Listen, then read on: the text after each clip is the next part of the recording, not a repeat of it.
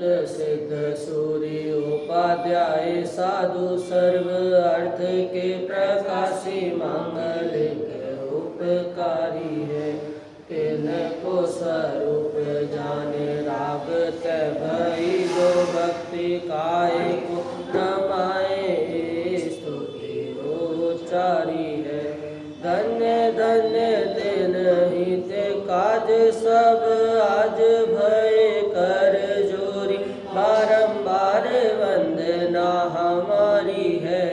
मंगल कल्याण सुख ऐसो हम चाहत है हो मेरी ऐसी दशा जैसी तुम धारी है। हो मेरी ऐसी दशा जैसी तुम धारी है।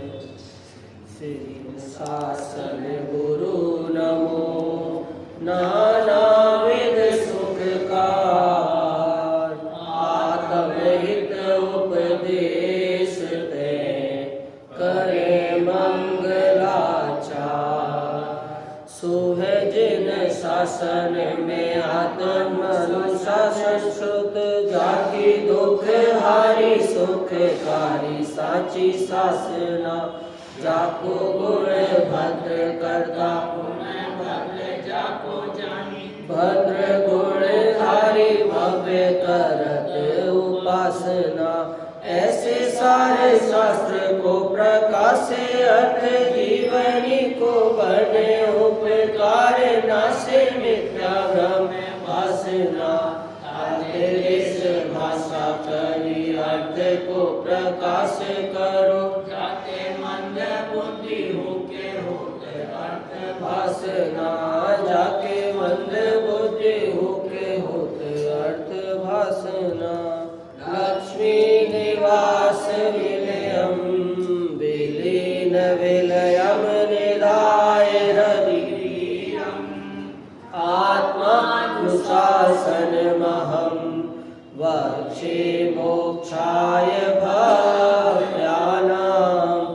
जो लक्ष्मी के निलय रूप उन अविनाशी प्रभु को धार ग्रंथ रचु आत्मानुशासन।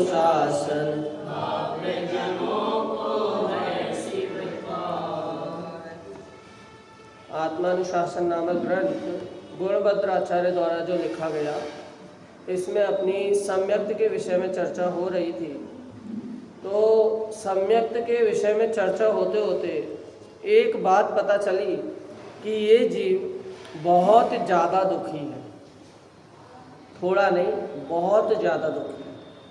कैसे? और हमेशा से अनादि से दुखी है।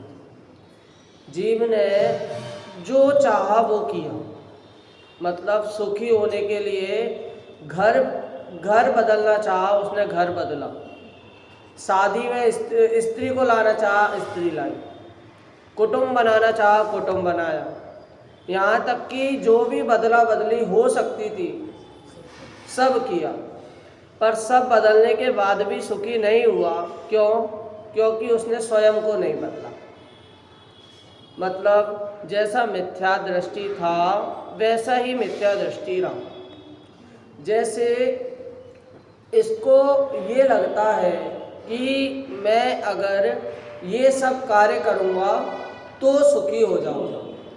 मतलब बैठते भी हैं, बैठने से लेके सांस लेने तक, सांस लेने से सोने तक, सुबह उठने से सोने तक का जितना भी इसका काम रहता है रात्रि तक में, वो इसके सुख के लिए ही होता है। कोई जीव ये नहीं चाहेगा कि भाई मेरे बाल अभी तक सफ़ेद नहीं हुए तो मेरे बाल सफ़ेद हो जाए। एक मैं कौन हूँ नाम का निबंध है, वो एक छोटी सी कृति है, पुस्तक में छपी है। उसमें ये लिखा है, छोटे दादा ने लिखा कि कौन ऐसा जीव है कि जो चाहेगा कि उसका मुंह काला हो और उसके बाल सफ़ेद हो। यदि ऐसा हो जाए कि आप जैसे चेहरे का रंग चाहते हो वैसा बाल का हो जाए और जैसा बाल का चाहते हो वैसे चेहरे का हो जाए, तो वहाँ पर ये आकुलित होता है और उसको सुधारने के प्रयत्न करता है।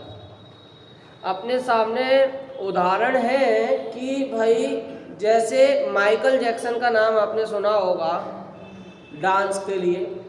उस माइकल जैक्सन ने अनेकों क्रीम, अनेकों साबुन, इतनी सर्जरी करा ली और वो मरा भी उसी के कारण। उसके अंत का कारण भी वो बना क्योंकि वो देह के श्रृंगार में लगा रहा। श्रृंगार अपन रविंद्र जी आत्मन ने जो श्रृंगार लिखा है बड़े पंडित जी ने, उसको पढ़े अपन। उसमें तो सीधे सीधे बात कहते हैं कि भाई क्रीम और पाउडर मुख को जल नहीं मलिन बनाता है, वो साम्य भाव जिस चेहरे पे वे चेहरा शोभा पाता है। शोभा पाने का कारण स्वभाव है। एक समय में इस मिथ्या दृष्टि जीव को लगेगा कि भाई ये चेहरा, ये शरीर आकर्षित करता है, परंतु एक समय, कुछ समय उसके बीच में ऐसा भी आएगा कि उसे सुंदरता आकर्षित ना करते हुए सहजता आकर्षित करेगी। व्यक्ति के जीवन में सहजता हो तब वो ज्यादा आकर्षण का केंद्र बनता है। जैसे अपन देख सकते हैं कि छोटे दादा के जो बड़े भाई थे रतन चंद जी भारिल, बड़े दादा, उनको सहज कहने में, सहज पुरुष, उनके उसमें सहजता दिवस मनाया जाता है। क्या? क्योंकि भाई ऐसा सहज व्यक्ति कि जो अपने, आजकल भाई भाई में नहीं बनती, परिवार परिवार में नहीं बनती, छोटा भाई इतना सब लिख रहा है और उनको थोड़ी सी भी ये नहीं लगी कि भाई मैं बड़ा हूँ, मैं क्यों नहीं। हालांकि लिखे उन्होंने भी बहुत रचना, परंतु हमेशा छोटे भाई के आगे बढ़ने में ऐसी कोई कमी नहीं रही हो। छोटे दादा खुद कहते हैं कि मैं अगर आगे बढ़ा हूँ तो मेरे बड़े भाई के कारण। उनकी कहानी सुनो कि भाई अपन तो उनका वर्तमान परिवेश देख रहे हैं, वर्तमान बाह्य क्रिया देख रहे हैं, वास्तव में कितना संघर्ष रहा उनकी कथा में कि दोनों भाई अलग अलग जगह जॉब करते थे। एक भाई ने स्मारक आया तो दूसरा भाई भी उसके पीछे स्मारक, सरकारी जॉब, सरकारी नौकरी को छोड़कर स्मारक आया। किस लिए? तत्व ज्ञान के लिए। उनका मोटिव हालांकि साथ रहने का हो सकता है और नहीं भी हो सकता था, परंतु जहाँ पर मुख्य ध्येय था वो था तत्व ज्ञान। वो तत्व ज्ञान के बल पर भी वो इतने समय तक भाई भाई, भाई बंधु, भाईचारा बना रहा। और जहाँ पर तत्व ज्ञान का बल छूटा वहाँ पर ये भाई प्रेम भी, भातृ प्रेम भी नहीं रहता। तो सबसे पहले में पहले तत्व ज्ञान को श्रेष्ठ कहा। सम्यक्त के भेद करते हुए 10वें श्लोक से अपनी चर्चा शुरू हुई थी कि 10वें श्लोक में आया कि सम्यक्त है जो कि तत्व ज्ञान का मूल कारण है, मतलब सप्त तत्व और 9 पदार्थ में जिसकी सम्यक्त रुचि है, जिसे श्रद्धान है, जिसे भरोसा है, वही सम्यक्त प्राप्त करने का अधिकारी है। सम्यक्त की प्राप्ति में वही सबसे ज़्यादा श्रेष्ठ है। क्यों भाई? सप्त तत्व और 9 पदार्थ अलग अलग इसलिए किए, पुण्य और पाप को भी गिनाना था। पुण्य को शुद्ध भाव नहीं मान लेना। पुण्य अलग है, शुद्ध भाव अलग है, शुभ भाव अलग है, शुद्ध भाव अलग है। जिम्नास्टिक आपने पहले सर्कस होता था, अब हालांकि पता नहीं होता है या नहीं, सुनने में तो नहीं आया, लेकिन पहले सर्कस होता था। उसमें अपन देखते थे वो रस्सी में कूद के इधर से उधर जंप करता था। तो जो नीचे एकदम जमीन है उसे मानो अशुभ भाव, जो बीच की जाली है अगर बाय चांस छूट गया तो क्या? नहीं नहीं नहीं, पहले सुनो। शुद्ध से शुद्ध में आएगा, शुद्ध से नीचे। हाँ, वही मैं बोल रहा हूँ। जो बीच की जाली है वो शुभ भाव और जो ऊपर जो रस्सी पकड़ी है वो शुद्ध भाव। कदाचित शुद्ध भाव से च्युत हो तो शुभ भाव में आए, अशुभ भाव में आएगा तो मर जाएगा, उसका वो वाला भाव बिगड़ जाएगा। या तो भाई जिम्नास्टिक के उदाहरण से बोल रहे हैं, और यदि अपन अशुभ भाव में आए तो अपने भाव बिगड़ जाएंगे, एक भाव नहीं।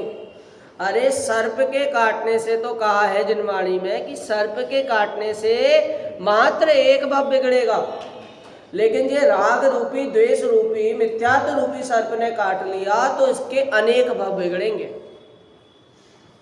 जो सम्यक्त के धारक अपन जिन्हें बोल रहे हैं, जिस पर्याय में अपन महावीर भगवान की पूजा कर रहे हैं, वंदना कर रहे हैं, उनके गुणों को अपनाने के प्रयास कर रहे हैं, ऐसी श्रद्धा रखते हैं, उनकी पहले की पर्याय देख लें अपन मारीची की।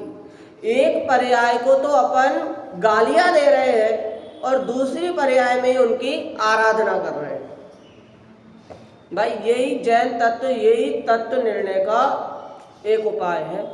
आप एक पर्याय उनकी देखोगे तो बोलोगे ऐसा कि भाई ऋषभदेव भगवान सामने बैठे हैं, जो तीनों लोकों के सर्वश्रेष्ठ वक्ता हैं, जिनके वक्तृत्व शैली को कोई भी बाधक नहीं कर सकता। ऐसे वक्ता होने पर, समव शरण होने पर, यहाँ तक कि अकेला नहीं बैठा, इंद्र भी बैठे हैं, मुनि भी बैठे हैं, आरिका भी बैठी हैं, देव भी बैठे हैं, तो भी उनमें से मात्र एक व्यक्ति, और कौन व्यक्ति था वो? उनका खुद का पोता। वो जब ऐसा कार्य कर दिया कि भाई सारे निमित्त उपस्थित थे, लेकिन उपादान रूपी उसकी शक्ति नहीं थी ग्रहण करने की, तो वहां पर ही वो उठ गया और 363 मत चला दिए। बताइए।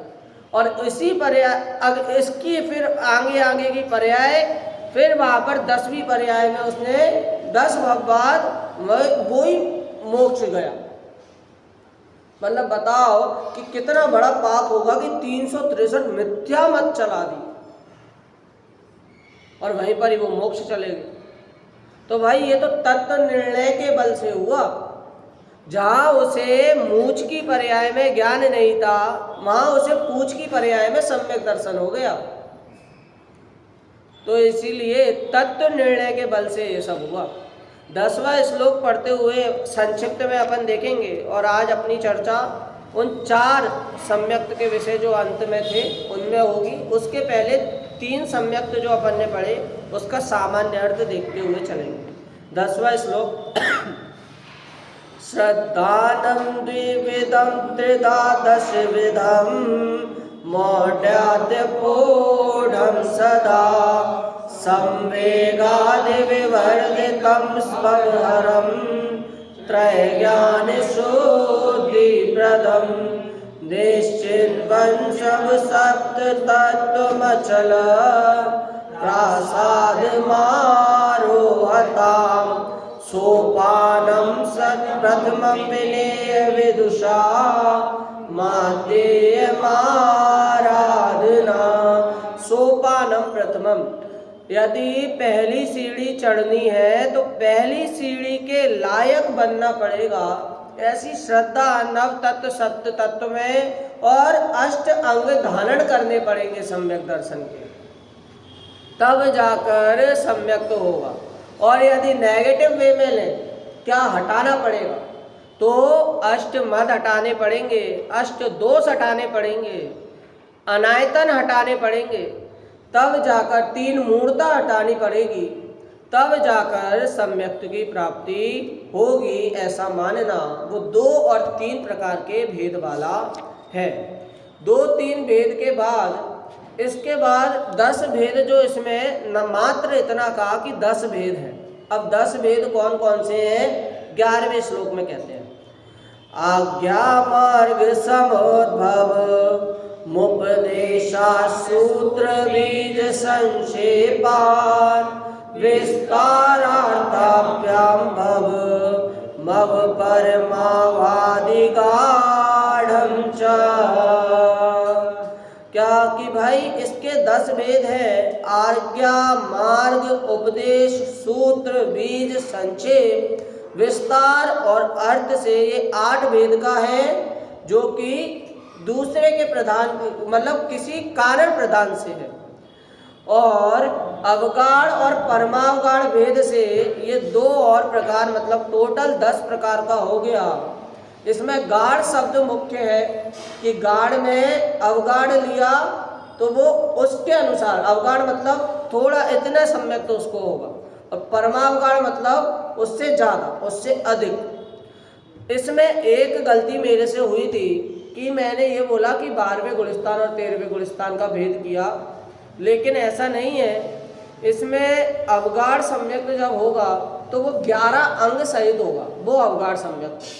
अब दिक्कत ये कि अवगाढ़ सम्यक कब होना चाहिए, 12वें गुलिस्तान की चर्चा क्यों की, वो मेरी गलती थी कि अवगाढ़ सम्यक 6वें गुलिस्तान में भी हो सकता है। 6वें से 12वें गुलिस्तान पर्यंत अवगाढ़ सम्यक हो सकता है, होना ही चाहिए, ये भी बात नहीं। क्यों? क्योंकि यदि 6वें गुलिस्तान में जब जो बीज बुद्धि के धारक हैं गणधर आदि, गणधर उपदेश ग्रहण करते हैं और बाद में जो कमजोर बुद्धि के धारक हैं, ऐसे श्रोताओं को गणधर कहते हैं। गणधर मतलब उनको बताते हैं। तो इसका मतलब वो गणधर कौन से गुलिस्तान में होंगे? 6वें और 7वें गुलिस्तान। 6वें, अब वो अभी करने का काम कर रहे हैं, दूसरे के उपकार का कार्य कर रहे हैं, तो 6वें गुलिस्तान में। तो इसीलिए हालांकि तो भी बीज बुद्धि के धारक है, तो भी वे अवगाढ़ सम्यक्त के धारक है। इसका मतलब कि अवगाढ़ सम्यक्त 6वें गुलिस्तान से 12वें गुलिस्तान पर्यंत हो सकता है। अब फिर इसके बाद एक और चर्चा आई कि जो 12वें गुलिस्तान में आएगा तो उसको पक्का 11 अंग का ज्ञान होगा क्या?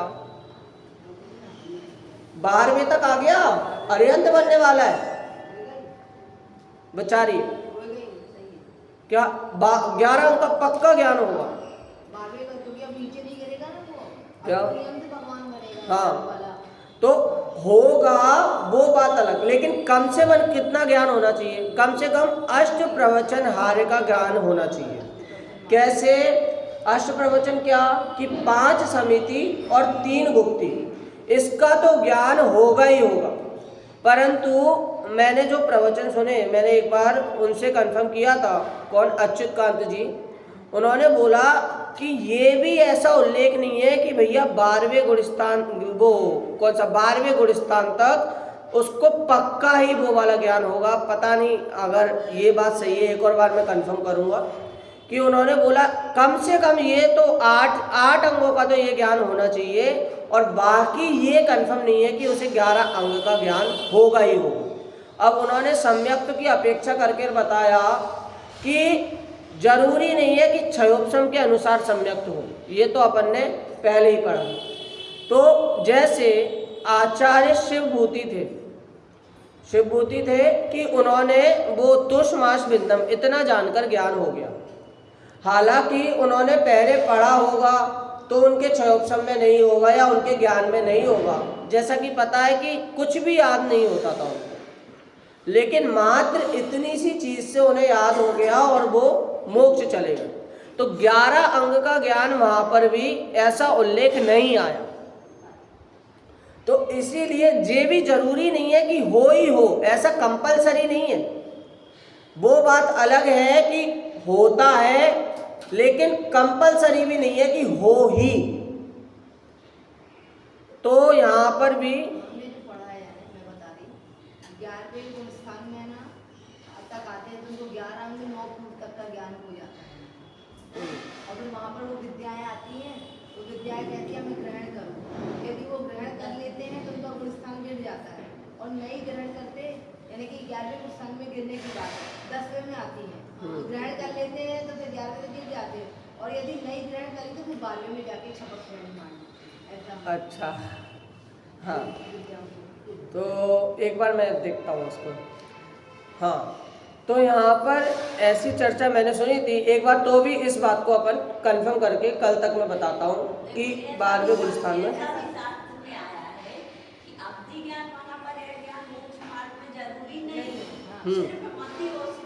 हाँ, ये तो है, क्योंकि श्रुत ज्ञान ही तो विकल्पात्मक है, इसीलिए मति और श्रुत काफ़ी है। और कहीं कहीं तो ये भी कहा, मतलब ऐसा भी उल्लेख आया कि ठीक है भाई, अवधि ज्ञान वगैरह, मनपर्याय ज्ञान वगैरह सही है, लेकिन जो श्रुत ज्ञान है उसमें जब तक वो श्रुत ज्ञान अपन को नहीं होता, सम्यक श्रुत ज्ञान अपन को नहीं होता तब तक अपन मोक्ष मार्ग में अग्रसर नहीं हो सकते, क्योंकि वही एक विकल्पात्मक, वही नए रूपी ज्ञान है, वही विचारात्मक ज्ञान है, वही सोचने वाला ज्ञान है। तो इसीलिए श्रुत ज्ञान का होना बहुत जरूरी है। वो वाली बात भी आई। एक बार ये गुलिस्तान संबंधित चर्चा में आपको कल तक बताता हूँ, एक बार कंफर्म करके। मेरे को यहाँ तक इसका ज्ञान नहीं था, तो अभी मैंने कुछ समय, कल ही मेरी चर्चा हुई उनसे, तो इस विषय में मैंने उनसे पूछा। हालांकि मुझे क्या है, मैंने यहाँ पर ये बोल दिया था कि 12वां गुलिस्तान में अवगाढ़ सम्यक और 13वें परमावगाढ़, तो वहाँ पर मेरी भूल हो गई। अब यहाँ पर अपनी ये नाम मात्र का उल्लेख करते हुए यहाँ पर इसके आज्ञा मार्ग और उपदेश सम्यक की चर्चा 12वें श्लोक में आई। उसका पाठ एक बार अपन करते हैं।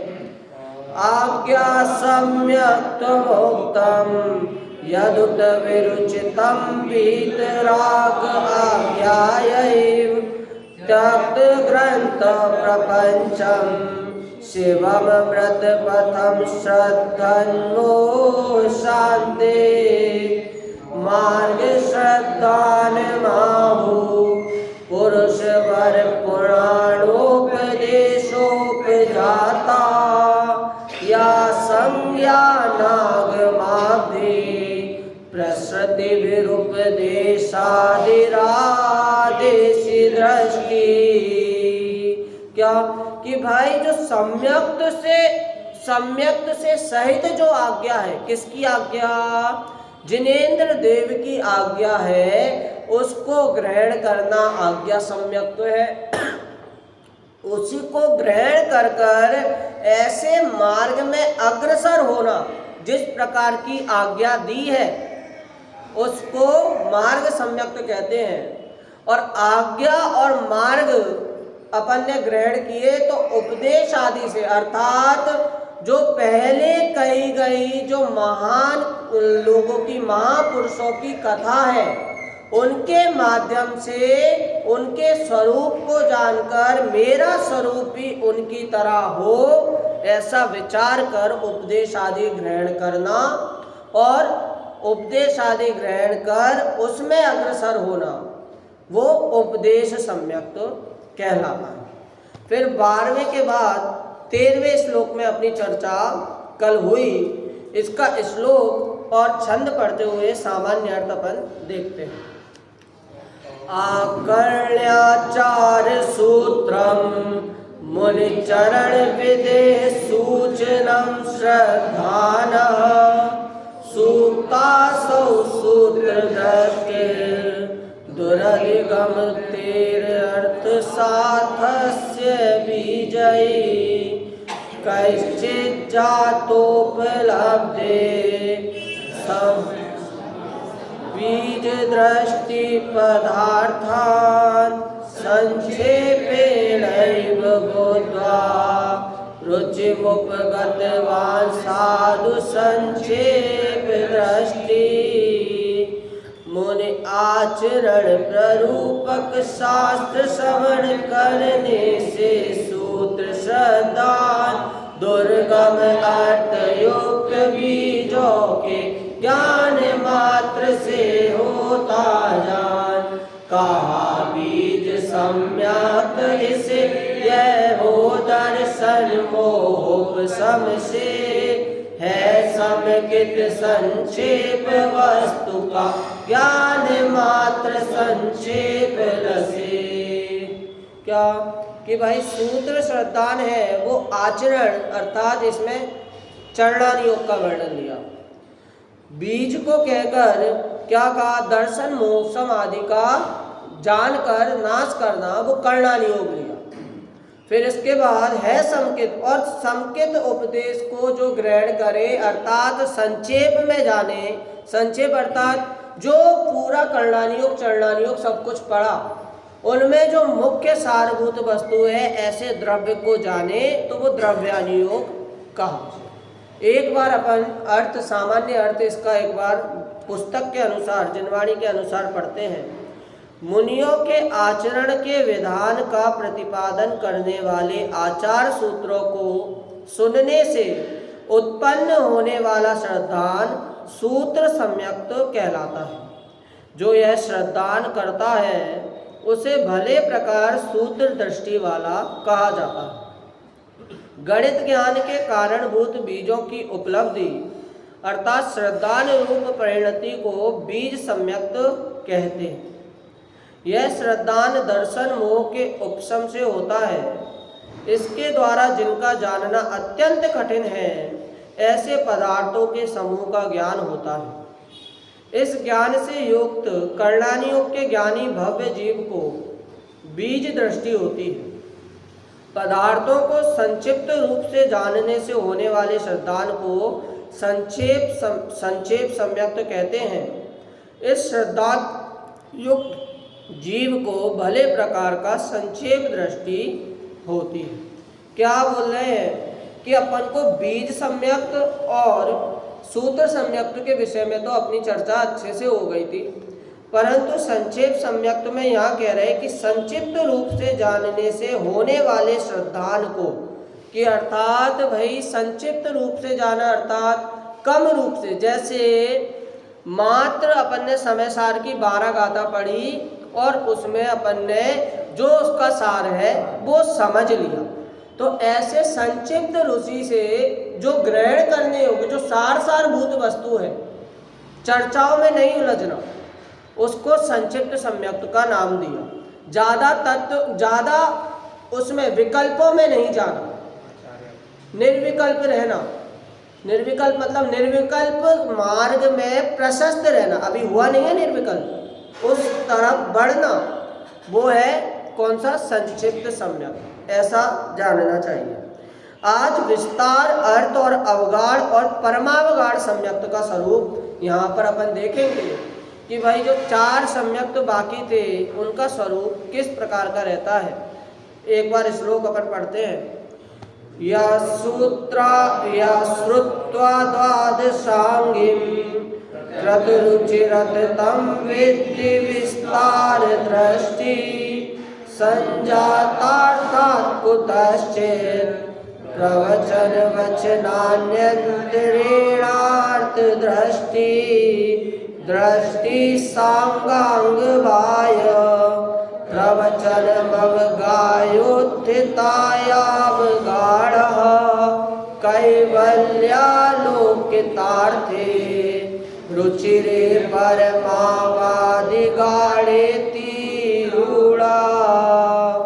क्या यहाँ पर एक बार अपन अर्थ इसका शब्द से अर्थ देखते हैं। यह मतलब जो, श्रुत्वा, त्वा इसमें त्वा प्रत्यय लगा मतलब करके, जो सुन करके, यह श्रुत्वा द्वादशांगिम। भाई ये द्वादशांगिम तो हम पहली बार सुन रहे हैं कि द्वादशांग सुना है, द्वादशांग मतलब 12 अंग जिनवाणी, लेकिन ये द्वादशांगी क्या है? द्वादशांगी अर्थात द्वादश अंग को धारण किए हुए, अंगी धारण किए हुए, जो सुनकर द्वादश अंग को धारण किए हुए कृत रुचिरथ तम विद्धि विस्तार दृष्टि।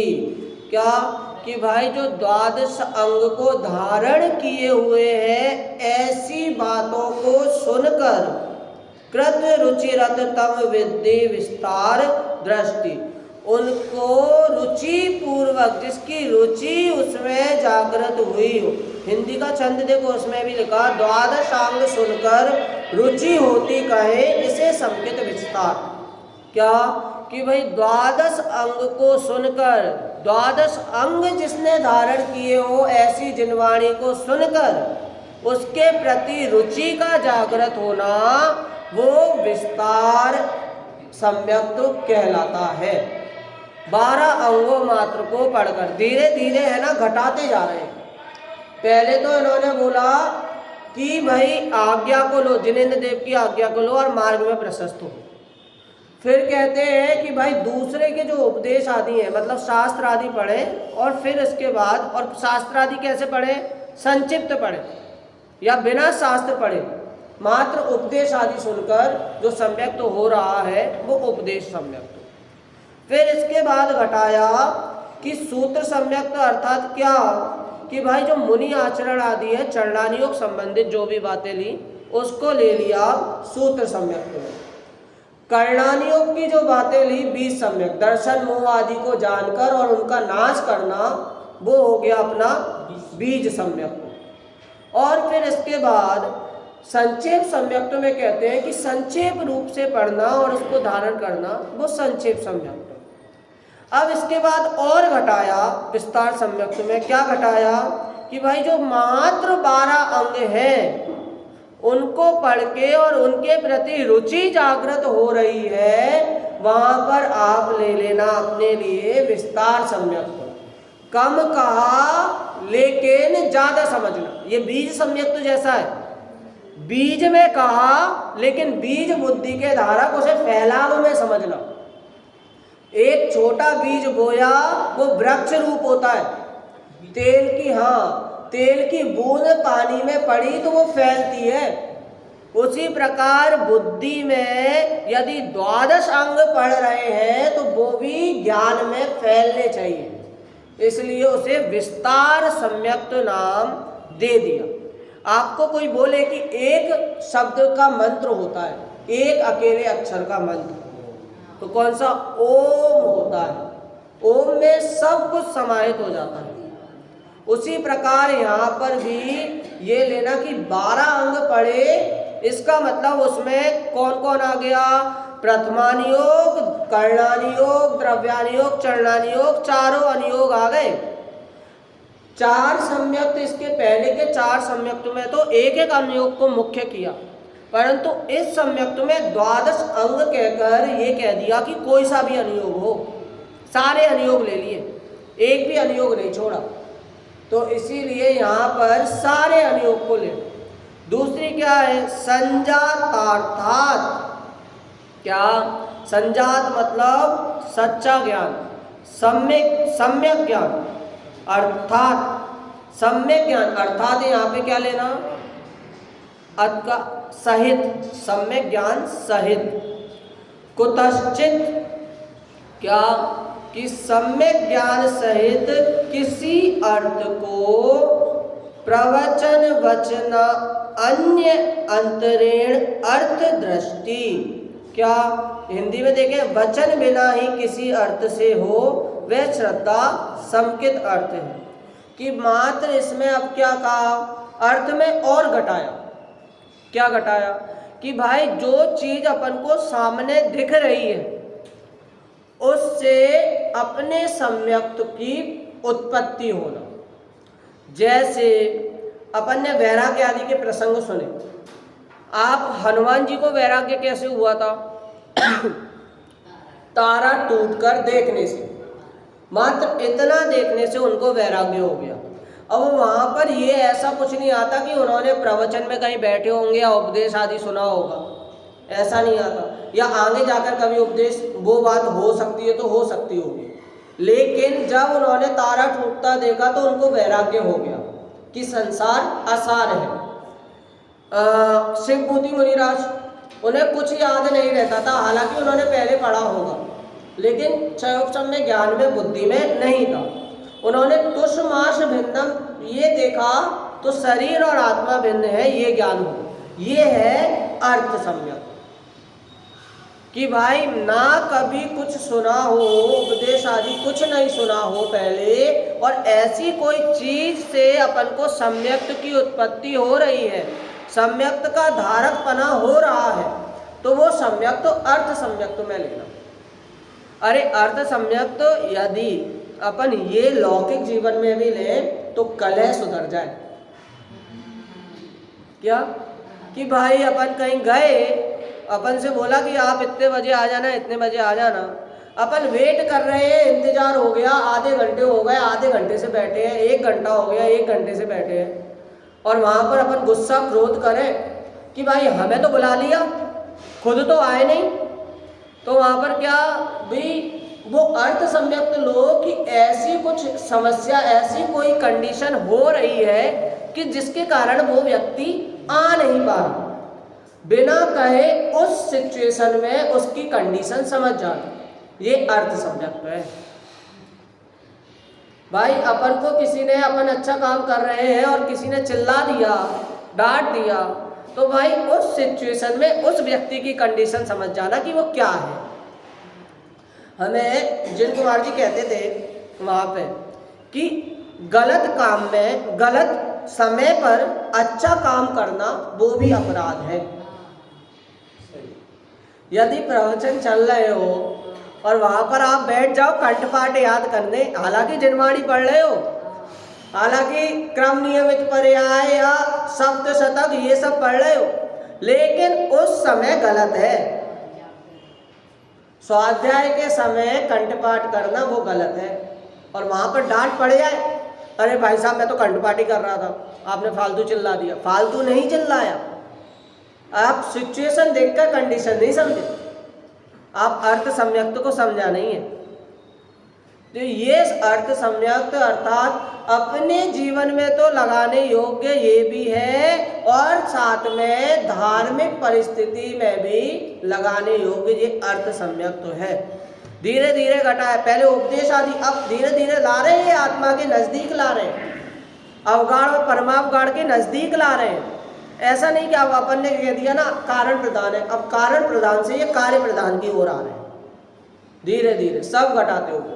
अब देखो इसी के बाद कहेंगे तीसरी पंक्ति में, दृष्टि सांग अंग बाय, क्या कि जिसकी दृष्टि कहाँ गई है, अंग, अंग बाय और अंग प्रविष्ट दोनों लिया, अंतरंग में और बहिरंग में दोनों प्रकार। अंतरंग अर्थात अपनी आत्मा में, बहिरंग अर्थात द्वादशांग है उसमें। दृष्टि सा अंग अंग बाय प्रवचन अवगाय चिता। क्या प्रवचन क्यों बोला? अभी तो आपने प्रवचन घटाया, अर्थ सम्यक्त में प्रवचन हटाया ना कि भाई जो भी पदार्थ, जो भी कंडीशन बनेगी सामने, उस प्रकार की सिचुएशन से सम्यक्त होना वो अर्थ सम्यक्त है। अभी आपने प्रवचन घटाया, बाद में प्रवचन वापस ले लिया, ये क्या खेल खेल रहे हो? नहीं, प्रवचन का मतलब यहाँ लेना जिनवाणी, जो जिनवाणी के अंग है उसमें क्या करना, अवगायती, अवगाहन करना, उसमें आना, उसमें स्थित होना। जिनवाणी के जो 12 प्रकार के अंग हैं और अपने जो अंतरंग में विद्यमान होकर अवगाहन करना, रहना, स्थित होना, स्थान बनाना, वही आपका अवगाढ़ सम्यक्त तो है, ये जानना। और फिर इसके बाद चौथी पंक्ति में कहते हैं, कैवल्य अलोकितार्थे रुचिरी परमावादी गाढ़ेति रूढ़ा। क्या कि भाई केवल ज्ञान सहित, केवल ज्ञान हो गया और उसके बाद रुचि है। और कैसी रुचि? यहाँ पर एक चीज आया, अर्थे आया, और इसके बाद यहाँ पर अगर अपन शब्द से अर्थ करें तो यहाँ पर भी ये बात आ रही है कि बिना किसी शास्त्र के, बिना किसी जिनवाणी के अपने केवल ज्ञान में रुचि होना, केवल ज्ञान सहित रुचि होना, केवल ज्ञान की प्राप्ति हो जाना, उसके बाद वो आपका परमावगाढ़ सम्यक्त है। इसमें मुख्य शब्द है गाढ़, उसके हिसाब से आप अवगाढ़ और परमावगाढ़ लगाओगे। और ये परमावगाढ़ी अपन क्यों कह रहे हैं? कुछ भी लगा सकते हैं, महापरमावगाढ़ लगा लो, उत्कृष्ट गाढ़ लगा लो, लेकिन परमावगाढ़ी क्यों लगाया? तो उसके बाद भी ये उपदेश दिया, नीचे सबसे लास्ट में लिखा रूढ़ा। रूढ़ा, जो रूढ़ी से चला आ रहा है, ऐसे शब्द परमावगाढ़, अवगाढ़, इसको लेना।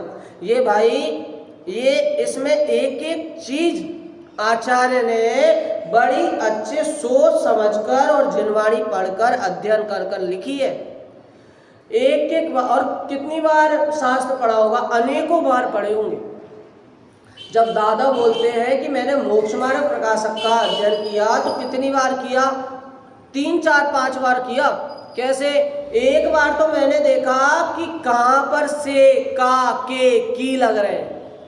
दूसरी बार में देखा कि कहाँ कौमा, कहाँ विसर्ग ये लग रहा है।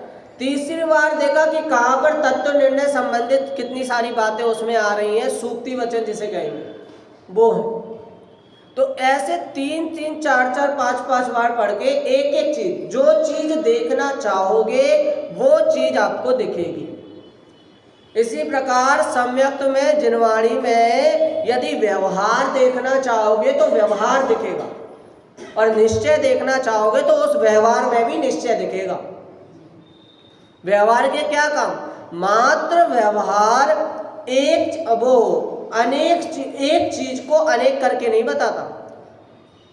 व्यवहार का एक और काम है अनेक चीजों को एक कर कर बताना, वो भी काम है। निश्चय का एक काम नहीं है कि एकमात्र एक वस्तु बताना। निश्चय का एक और काम है एक वस्तु में अनेक वस्तु भी बताना। भेद से अभेद, अभेद से भेद। हाँ, तो ऐसा दो काम व्यवहार के, दो काम निश्चय के, ऐसा कहा है। और यदि व्यवहार में मात्र व्यवहार पकड़ के बैठ गए तो वहां पर मिथ्या दृष्टि मूढ़ हो गए, एकांतवादी हो गए। बहुत सी जगह कंपेयर किया जाता है कि जैन और बुद्ध एक तो है, बौद्ध दर्शन जैन दर्शन एक ही तो है। बौद्ध दर्शन भी मानता है नित्य और अनित्य, जैन दर्शन भी मानता है नित्य अनित्य, वहां पर स्यात् लगाना भूल जाते हैं। जैन दर्शन मानता है स्यात् नित्य स्यात् अनित्य, बौद्ध दर्शन मानता है सर्वथा नित्य सर्वथा अनित्य। क्या कि भाई आप बचपन में हो तो वो बचपन की आपकी आयु वो उस समय नित्य ही है, फिर आप बड़े हो गए, युवा हो गए, तो युवा की आयु नित्य है और सर्वथा नित्य है, ऐसा बोलेंगे। वो बचपन अलग ही था आपका, ऐसा मानेंगे बौद्ध दर्शन। वो आपको वो वाला मैं नहीं मानेंगे। बचपन आपका अलग ही था, बिल्कुल अलग। आप युवा में बहुत अलग, उससे अलग हो, बचपन से अलग हो, ऐसा मानेंगे। जो आप थे आज नहीं हो। हाँ, वो द्रव्यात्मक वस्तु पे दृष्टि नहीं करेंगे, समझे? वो अपनी पर्याय की दृष्टि करेंगे और हमेशा सर्वथा नित्य में मानेंगे या सर्वथा अनित्य में मानेंगे, कोई एक चीज मानेंगे। तो ये बौद्ध दर्शन और जैन दर्शन में ये किनको पता है? अरे शास्त्र अध्ययन करने वालों। और मात्र एक और बात कि गहराई से शास्त्र अध्ययन करने पर भी सम्यक्त नहीं होता।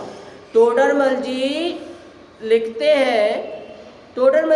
हैं या शायद आचार्य अकलंगदेव, इनको मेरे को कन्फ्यूजन कि भाई कोई से शास्त्र में मैंने पढ़ा था कि यदि मात्र गहराई से अध्ययन करने वाले को आप सम्यक्ति कहो या धर्मी कहो, ये बात उचित नहीं होती।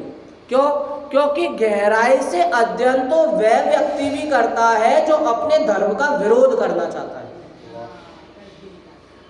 जो फिलोसोफर्स होते हैं वो एक दूसरे के सारे दर्शन पढ़ते हैं, कुरान भी पढ़ेंगे, बाइबल भी पढ़ेंगे। क्यों पढ़ेंगे? और गहराई से पढ़ेंगे। क्यों? विरोध करना है, क्यों वाद विवाद करना है। तो इसीलिए गहराई से अध्ययन तो वो भी कर रहे हैं, तो हम उन्हें धर्मी कह दें क्या? नहीं, ये बात उचित नहीं बैठती, ये बात सही नहीं बैठती कि मात्र गहराई से पढ़ने वाले को, अर्थात शब्द के अर्थ वाले को और गणित के अर्थ वाले को धर्मी कह दें। हाँ, उसका उपयोग, आपका प्रयोजन, वही अपना प्रयोजन क्या है? प्रयोजन क्या है? अपने परिणाम क्या है? क्या परिणाम तो सूकर को, मुनिराज को बचाने के हैं शेर से, लेकिन सूकर और शेर लड़ रहे हैं, वहां पर परिणाम किसके कैसे है ये बात पर निर्भर करता है। ग्वाले को तो मुनिराज के प्रति वो करुणा कैसी पूजने के भाव तो आ रहे हैं, परंतु उसे ये लग रहा है कितनी ठंड है, तब में कितना मुश्किल हो रही होगी, तो उसके वहां पर परिणाम देख रहे हैं। हालांकि मुनिराज के लिए वो उपसर्ग है, लेकिन ग्वाले के परिणाम के अनुसार, वो अपने परिणाम सुधार के अनुसार वो धर्मी वहां पर है। तो इस प्रकार जानना चाहिए। तो सम्यक्त का कारण क्षयोपशम, और ये मात्र अध्ययन से नहीं है, शब्दों से नहीं है, गणित से नहीं है, गणित ज्ञान से नहीं है, उसका तो मतलब अपने परिणाम से है और उपयोग से है। कहाँ कैसा उपयोग अपना है वो सम्यक्त उस पर निर्भर है। और सही बताएं तो पहले भी बात हुई कि सम्यक्त से आनंद की प्राप्ति नहीं होती, सम्यक्त से आनंद की प्राप्ति नहीं बल्कि आनंद पूर्वक सम्यक्त की प्राप्ति होती है। तो सबसे पहले आनंद आना चाहिए किसमें? तत्प्रति प्रीति चित्ते, कि भाई इसके प्रति प्रीति आनी चाहिए। जब ऐसे वचनों के प्रति प्रीति आएगी तो उन वचनों में जिसकी श्रद्धा है, जिसकी बात है, जिसकी चर्चा है, उसके प्रति प्रीति आएगी। इस प्रकार सम्यक्त के 10 अंगों की चर्चा अपने बीच हुई। अभी समय ना होते हुए अपन इसका सामान्य अर्थ कल पढ़ेंगे और आगे अपनी चर्चा होगी सम्यक दर्शन से ही मंद कषाय, शास्त्र ज्ञान, चारित्र और तप की पूज्यता। इस विषय पर कल अपनी चर्चा होगी। आज की वाणी को यहीं विराम दें।